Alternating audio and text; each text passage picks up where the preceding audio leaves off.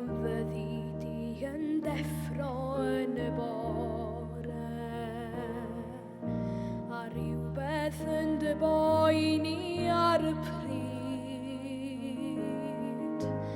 Paid â di galoni'n o'r ymodol, a theimlo i bod i'n y ddiwedd y byd. Os bydd yna rhywbeth ar dy feddwl yn gwneud i ti roi'r ffidil yn y to, paid â